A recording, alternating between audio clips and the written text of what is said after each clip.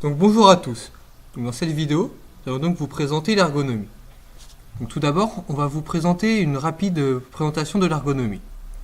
Donc l'ergonomie, étymologiquement, vient du mot ergo et du mot nomie. Donc ergo qui signifie travail et nomie qui signifie loi. Donc en effet, c'est donc des lois appliquées au travail afin d'apporter du confort aux différents employés. Donc en ergonomie, il existe deux principaux courants initiaux. Le premier étant l'hygiénisme. Donc l'hygiénisme, il se retrouve principalement dans tous les pays anglo-saxons, donc de langue anglaise principalement. Et le second courant étant le productivisme. Donc ce deuxième courant est principalement présent dans les pays de langue française. Ensuite, il existe cinq courants d'études. Le premier étant la caractéristique humaine. Le deuxième étant l'activité de l'entreprise. Le troisième étant la macro-ergonomie, donc tout ce qui peut être visible à la vue de l'homme. Le quatrième étant le design, donc le design des machines, le design admettons, des chaises, des tables. Et la dernière étant l'anthropotechnologie, donc tout ce qui pourrait être exosquelette.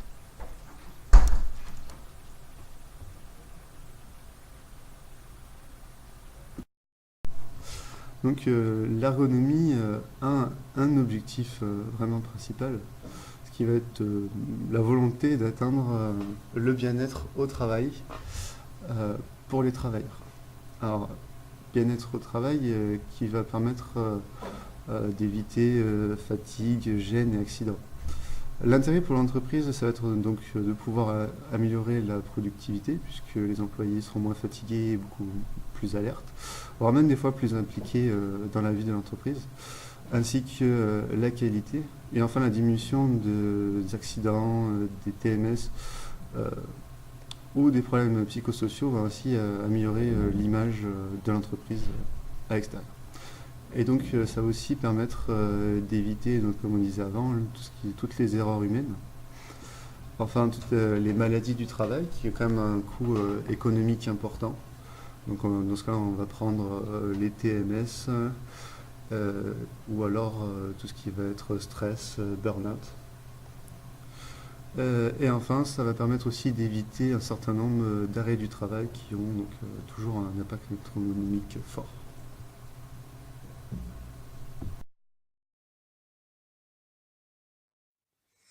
Alors, dans la suite de la vidéo, ce que nous allons faire, c'est que nous allons vous présenter plusieurs situations euh, que tout le monde a déjà vécues dans le quotidien, afin de pouvoir les expliquer de manière ergonomique et faire l'analogie avec des situations qu'on peut retrouver en entreprise.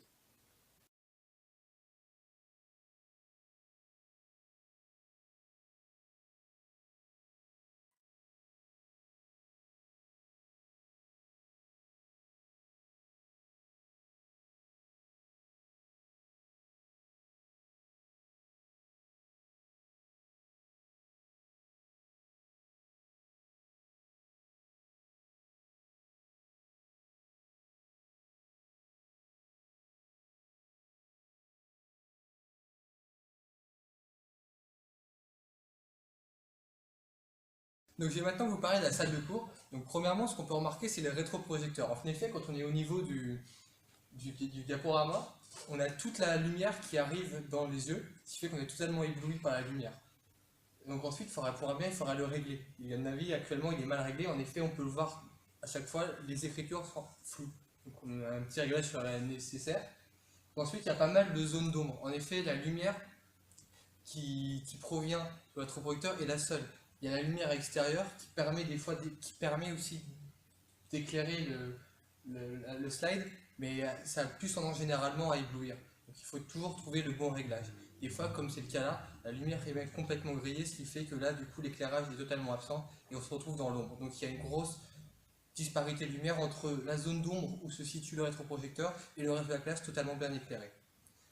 Donc, ensuite, il y a au niveau des bruits de PC. Et quand tous les PC sont allumés, le bruit est assez important, ce qui fait qu'il est nécessaire d'augmenter le volume de voix. Et donc, au niveau de l'audition, ça a tendance un peu à agresser nos oreilles. Donc, pour ça, il faudrait peut-être avoir des PC un peu plus performants à ce niveau-là, qui fassent moins de bruit. Donc, ensuite, il y a aussi au niveau de la disposition du tableau et du rétroprojecteur. Donc, les deux, en effet, sont côte à côte, ce qui fait qu'on a tendance à piétiner. En effet, si on veut regarder le rétroprojecteur de manière optimale, on devait se reculer de quelques centimètres, ce qui fait qu'on est constamment en train de bouger. Et ensuite, la vision pour regarder la slide, elle n'est pas optimale. En effet, avec tous les reflets, on voit vraiment mal. Donc il faudra vraiment trouver un niveau de réglage. Ensuite, il y a aussi au niveau du tableau. Pour quelqu'un qui a une taille normale comme moi, acculer tout en haut du tableau, ça peut être un peu compliqué. Il sera peut-être nécessaire d'avoir euh, une petite marche en dessous pour pour pas avoir un temps de bras pour écrire. Parce que sinon, on va vite finir par avoir mal au bras et à la fin de la journée, ce sera vraiment terrible. Donc une petite marche sera vraiment nécessaire. Donc analysons votre situation de travail.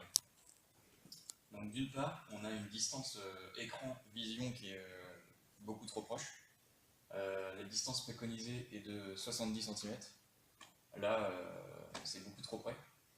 Donc on a un risque de fatigue visuelle qui est très important.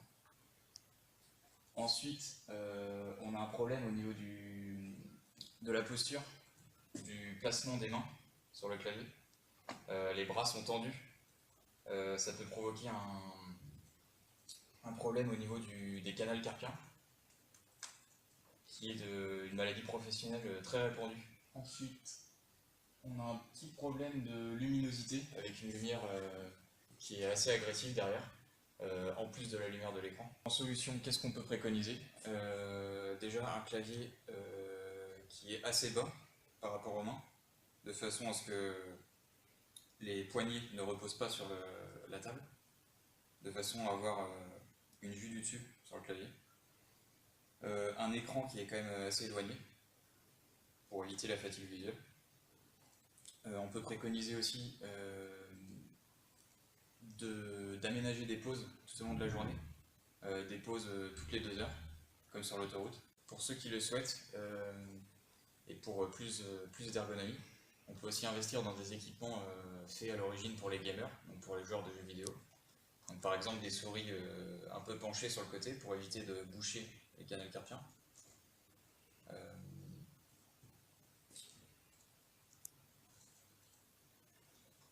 On peut aussi régler la luminosité de l'écran pour avoir un plus faible impact, adapter la luminosité à l'environnement, éviter les contre-jours pour justement éviter d'augmenter la luminosité et ainsi d'accroître le risque de fatigue visuelle. En ce qui concerne le dos et tout ce qui est TMS, on peut investir dans un siège, un bon siège, qui permette de maintenir une bonne posture. Voilà, et on peut aussi également régler la hauteur de l'écran. L'écran doit être à une hauteur à hauteur des yeux pour éviter les torticolis ou les... Voilà.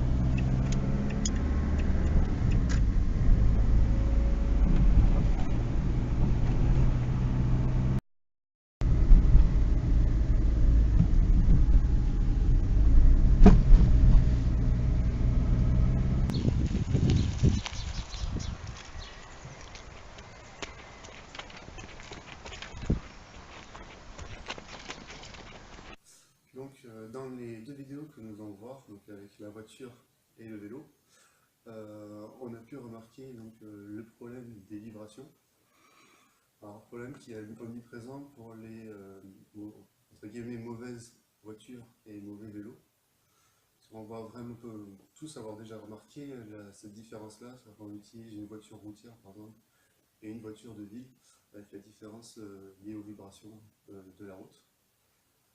Différence qui va engendrer pour les longs trajets plus de fatigue et donc moins d'intention dans le cas d'une voiture sujette aux vibrations. Alors on va aussi avoir tout ce qui est les voitures, tous les problèmes des angles morts pour la vue. C'est-à-dire qu'en gros, si on se retrouve dans une voiture qui n'est pas adaptée, avec un dispositionnement qui n'est pas adapté à nous, donc on verra mal tout ce qui est rétro angle mort et ça va poser des problèmes de sécurité, parce qu'on ne verra pas bien ce qui se passe à l'extérieur. Autre problème qu'on peut avoir avec ces moyens de transport, c'est par exemple les feux. En cas de feux qui ne sont pas adaptés, ça a tendance à éblouir les autres conducteurs, et donc apporter aussi des problèmes de sécurité. Et on peut aussi avoir un mauvais positionnement qui va donner plus de fatigue, et donc moins d'intention, et le fait d'avoir des erreurs. Alors, tous ces problèmes-là, on peut faire l'analogie avec les équipements de travail en entreprise, avec la différence entre un bon ou un mauvais équipement. C'est-à-dire un mauvais équipement qu'on va acheter peut-être moins cher, elle peut poser des problèmes du fait qu'il soit moins adaptable ou moins pratique, avec plus de vibrations. Alors que peut-être que des fois acheter un équipement un peu plus cher qui soit plus confortable si on veut l'utiliser pour une durée un peu plus longue sera meilleur pour la performance et la sécurité. Donc un dernier point que l'on peut voir avec l'exemple des voitures, c'est les problèmes de bruit. Donc on peut toujours comparer entre certaines voitures un peu moins chères et d'autres un peu plus chères, avec la différence du bruit qu'elles vont faire, du bruit qu'on va entendre dans l'habitacle, qui va être une source de gêne. Par exemple, on va moins entendre tout ce qui va passer à l'extérieur. Mais ça permet aussi de montrer que le bruit peut aussi être un avantage, même s'il peut être un désavantage. Par exemple, qui va être un indice de bon fonctionnement, c'est-à-dire que dans le cas de notre voiture, un dysfonctionnement d'un moteur peut s'entendre à l'oreille, de la même manière que pour une machine dans l'industrie. Et enfin, le dernier point, c'est que le bruit est aussi un indice de fonctionnement.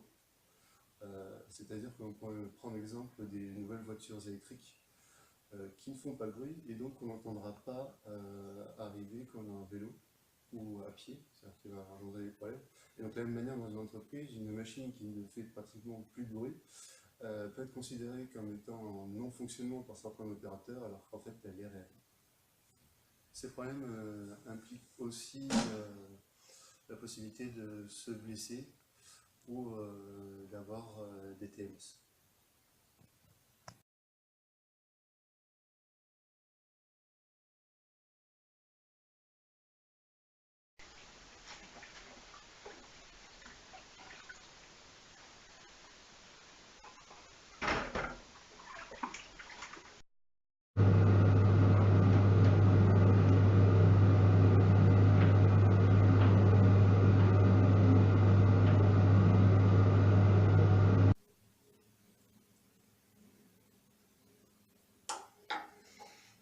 Dans les deux situations domestiques précédentes que vous avez pu voir, les deux postes de travail ne sont pas adaptés.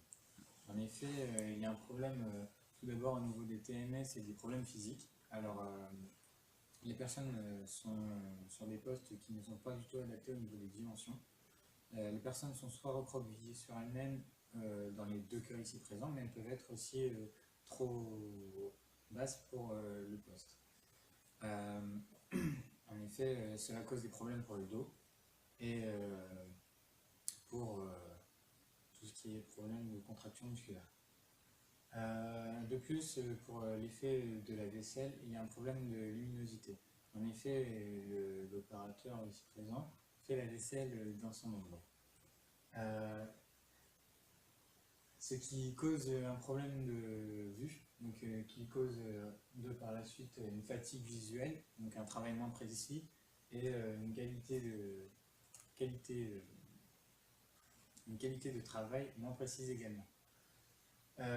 Cette inattention est importante, donc, car à force de travailler là-dessus, nous abîmons la vue et donc la santé.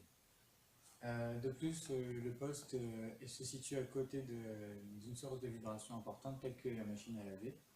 Donc les vibrations sont répandues par le sol parce qu'il n'y a pas de coussin anti-vibration sous elle et il y a une nuisance sonore due au fort bruit de celle-ci. Alors les situations présentes que je vous ai toutes analysées sont possibles sont potentiellement comparables à des postes de travail présents en entreprise. Il faut donc faire un parallèle avec celle-ci.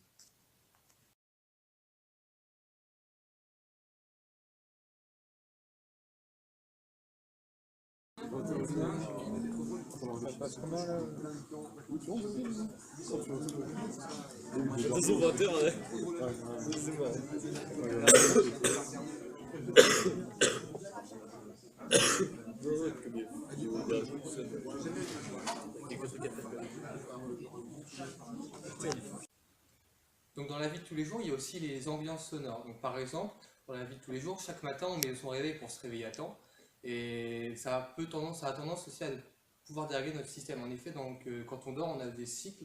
Et le réveil peut nous réveiller par exemple dans un cycle dit de sommeil profond. Donc dans ce cas-là, ça nous réveille, on est totalement la tête ailleurs, on n'a pas envie de se réveiller. Donc par exemple, si on fait l'analogie avec le monde du travail, par exemple une alarme qui peut être trop forte peut tendance à nous agacer au bout d'un moment, surtout si cette alarme, par exemple, a une importance quelconque, quand par exemple le manque de papier dans une imprimante, ou finalement si l'alarme est faible, ou peut-être un petit signal lumineux suffira.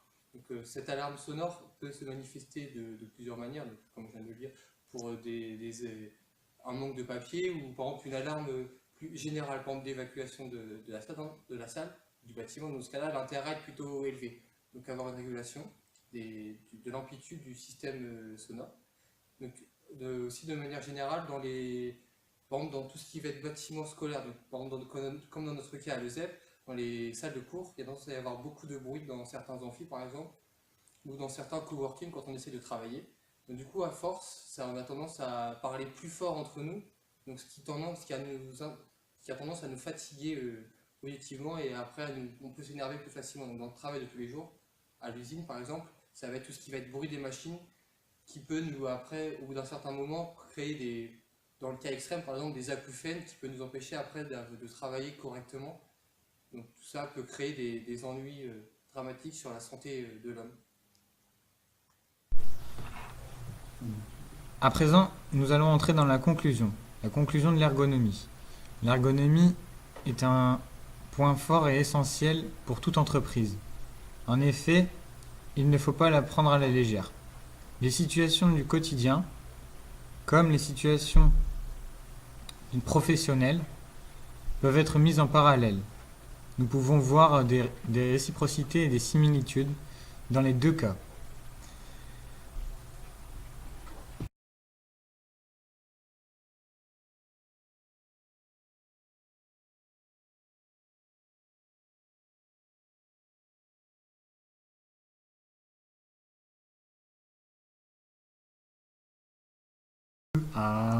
Go.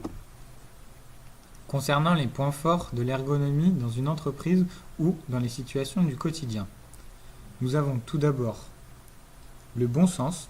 Les règles de bon sens font partie du quotidien. Il faut savoir observer les milieux pour pouvoir s'adapter au mieux. Ensuite, il y a la réglementation. Il faut suivre la réglementation pour être conforme aux normes et à la législation, ce qui évitera tout problème dans le futur. L'observation, comme j'ai dit avant, est essentielle. Si une personne effectue un travail sans s'observer avant, il effectuera des erreurs. Par la suite, il y a la compréhension de l'organisation. Celle-ci est essentielle pour avoir une approche processus et la compréhension des procédures. Il faut malgré tout adapter le travail à l'homme et non pas l'inverse, car l'homme n'est pas toujours adaptable. Ces situations sont des situations quotidiennes. Elles apportent donc des problèmes au quotidien. De plus, nous pouvons voir un avantage pour l'entreprise. Si les problématiques et les problèmes sont pris en amont et traités en amont, il peut éviter tout risque potentiel pour l'employé dans l'avenir. Ce serait un avantage financier et donc un avantage sur la santé des salariés. Tout ceci apportera donc du bien-être à chacun des employés et au bon fonctionnement de l'entreprise.